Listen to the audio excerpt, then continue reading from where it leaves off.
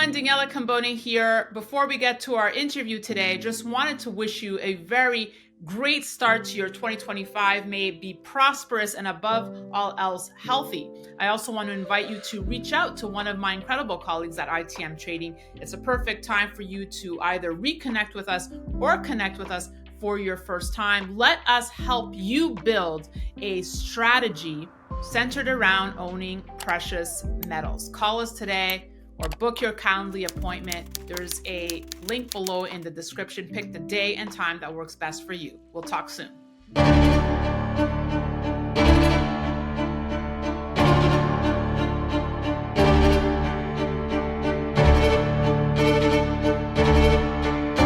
Hi, this is Daniela Cambone. Happy New Year. Welcome back to the Daniela Cambone Show here on ITM Trading.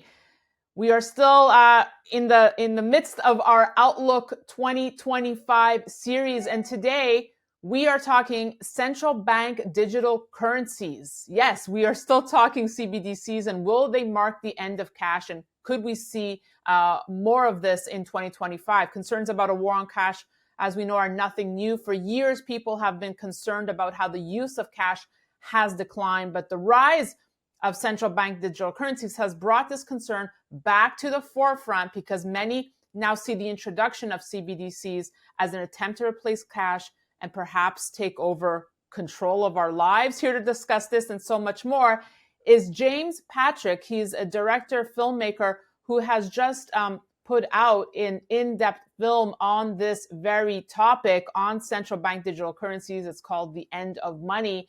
Welcome to the program, James. So nice to meet you. Yeah, thanks for having me. So we were connected through our mutual friend, David Webb. My viewers will know David from The Great Taking. My audience absolutely loved reading that and learning about his thoughts. So nice to meet you.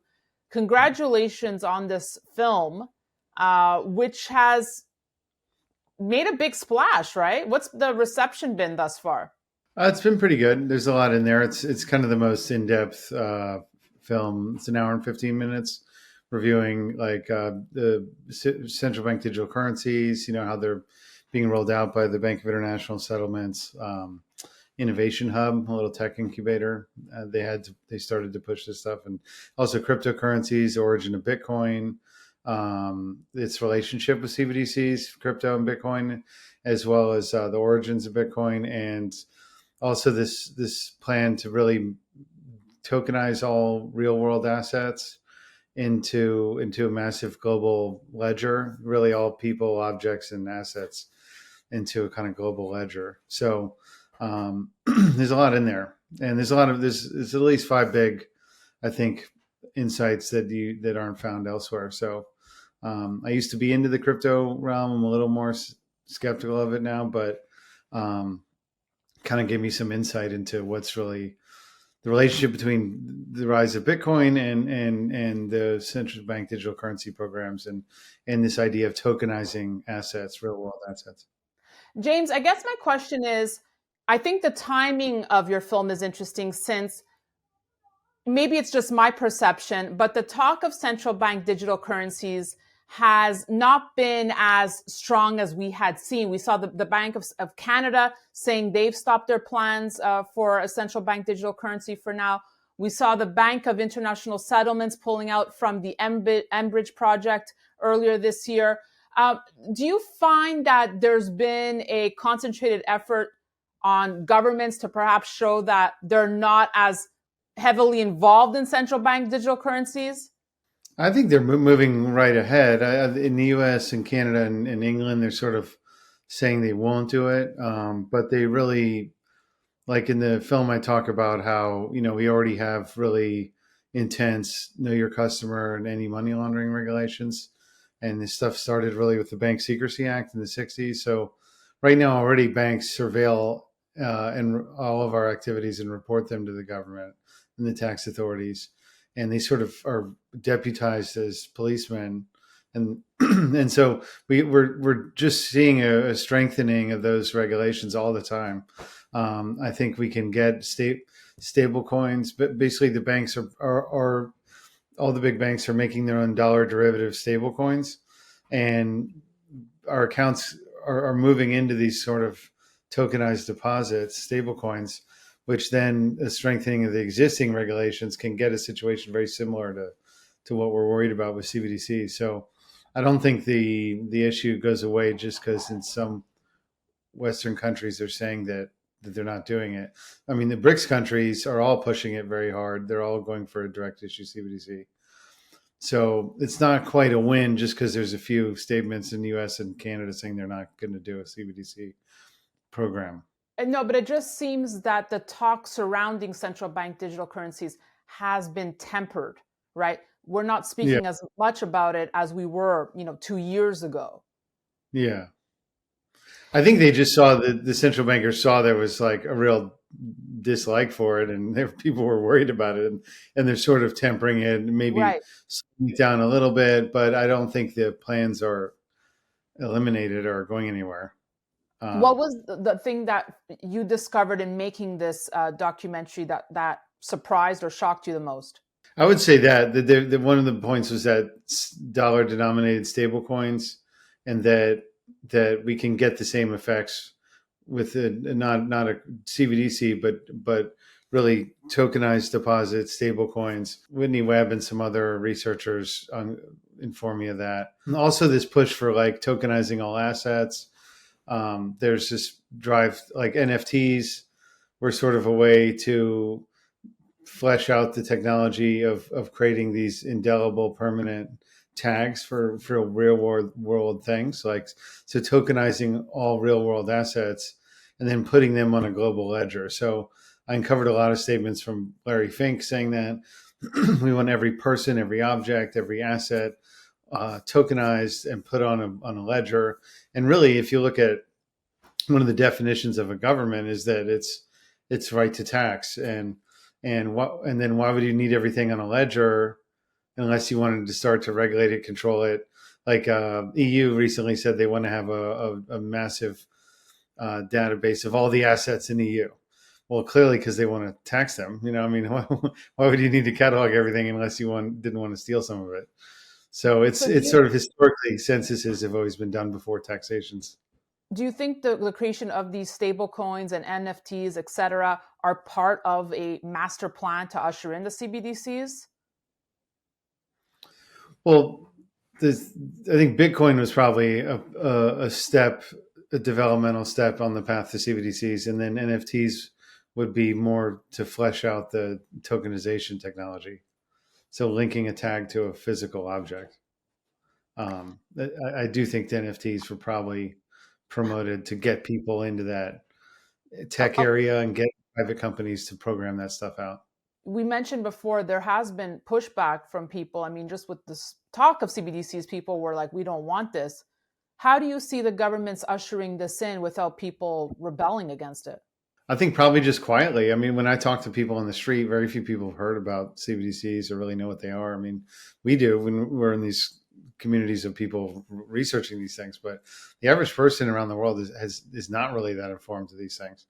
So I just think they could easily just slide in and without a lot of pushback. I mean, there is a fair amount in the United States, I would say. Right. EU, But I a mean, little at more. one point it couldn't be done silently. I mean, you're talking replacing cash, getting cash out of the system and moving people to a digital currency. How do you create that movement? Do you see they have to create an event to usher this in? I mean, how does it happen? I mean, most people, like 95% of people's money is in accounts. So even if you didn't eliminate cash, you just replace the account money. That would be kind of enough to get their Okay. fingers on everything, I see what you're But yeah, saying. cash is really critical. I just lived through Hurricane Helene in the Appalachian Mountains, and like the power, water, and electric shut off for 2 weeks, and people were immediately lining up out of the gas station, which they could only buy cash. So particularly in like a natural disaster, you need cash, otherwise you're screwed. So if we just had CBDCs and the power shut off for 3 days, people would be killing each other.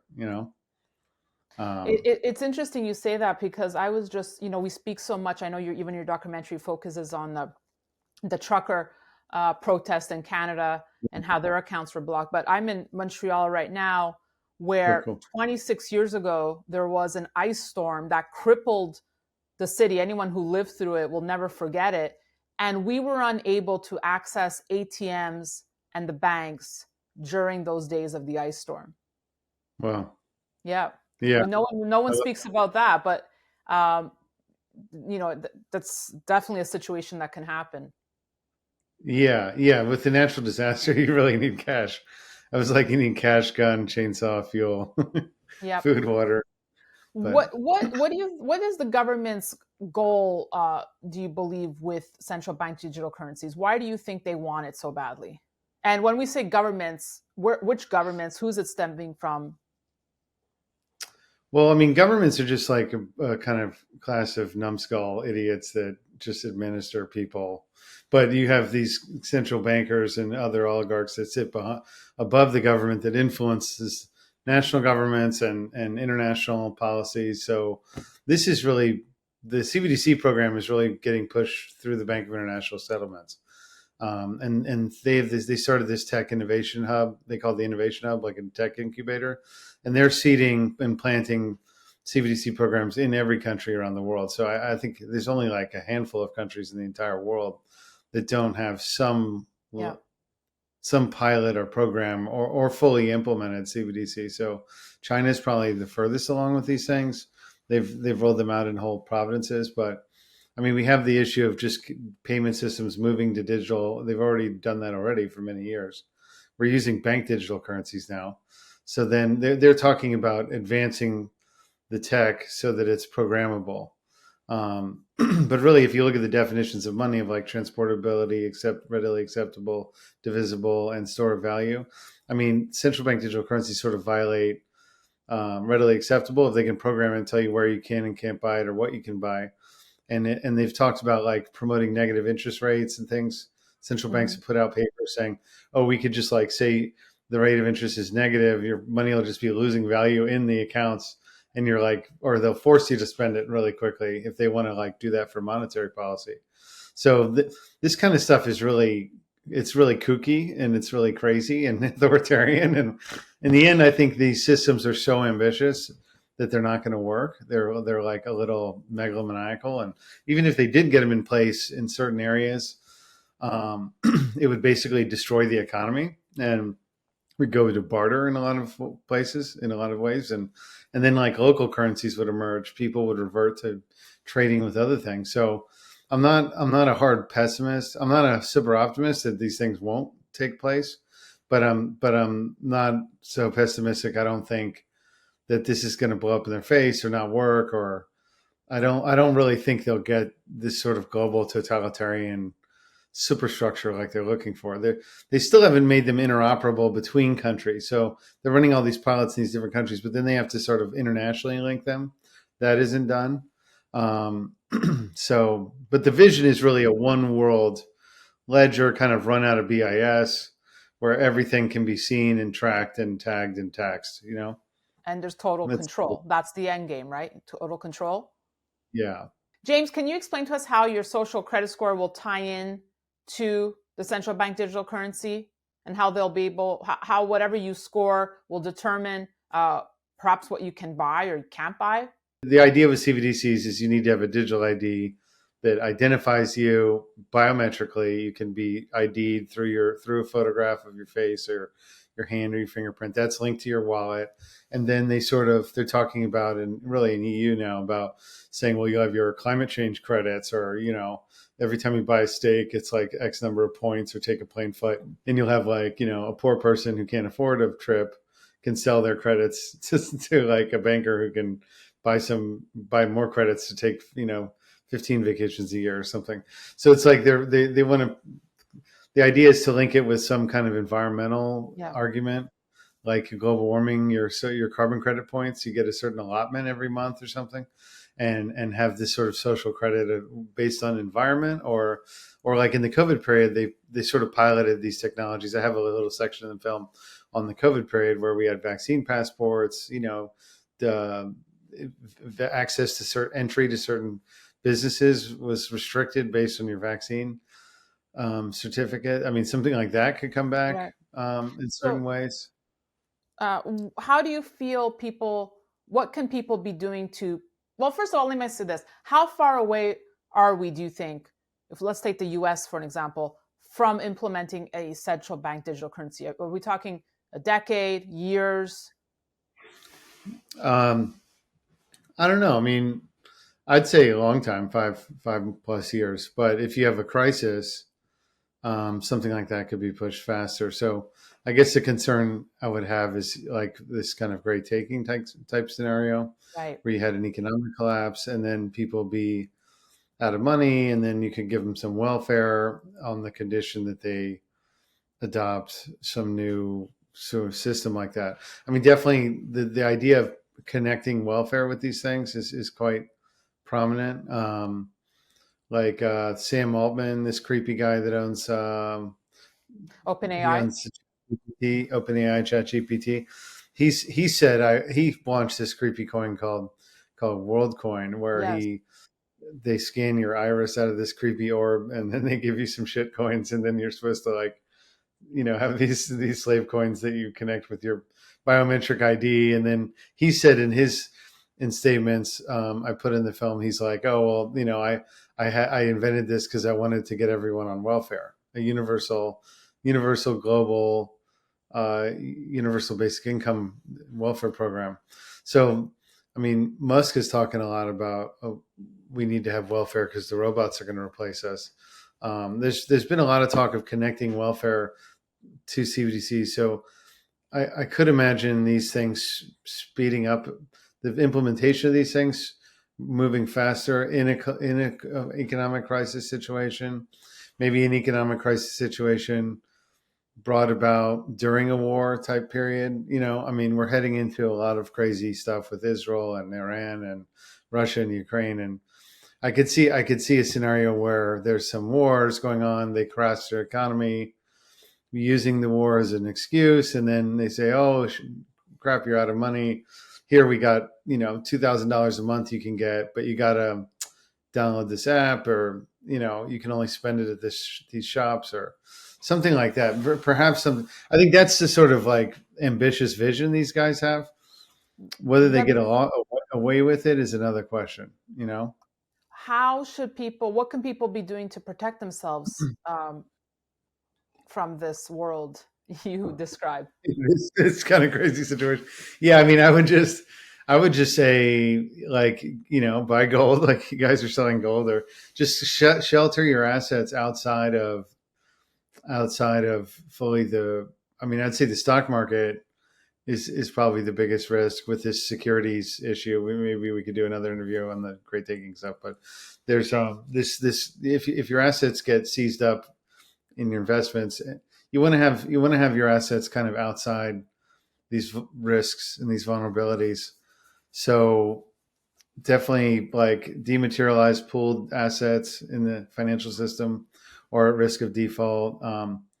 Bank accounts are better, but they have insurance on that. I don't know after a crisis if it's worth the same, but that's Right. better. But I mean, having some cash, having some gold, having some liquid and maybe semi-liquid assets out, that can weather that kind of period and not put you in a vulnerable situation where you're going to be dependent on these kinds of handouts.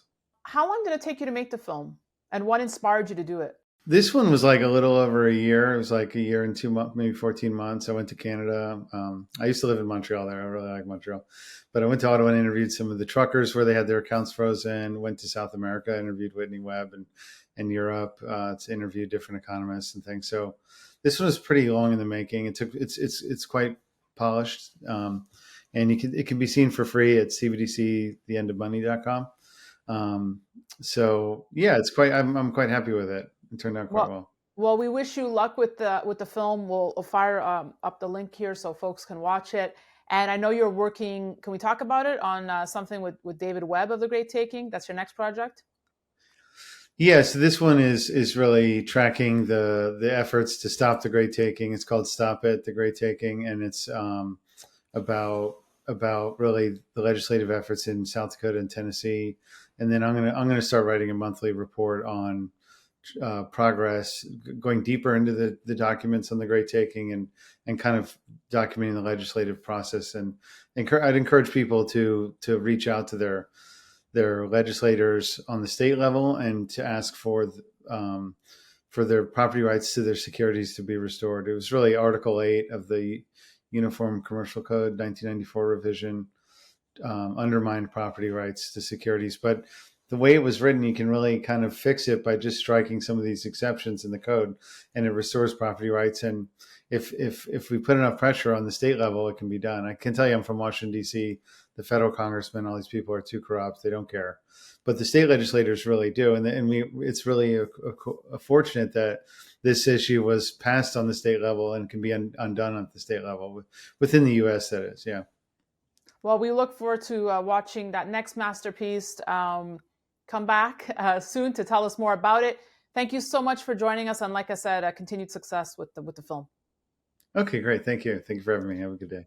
And thank you all for watching. We'll have more great content coming your way. So be sure to sign up at danielacambone.com. And be sure to subscribe to our YouTube channel so you can stay up to date on all this great content. We'll see you soon. That's it for me.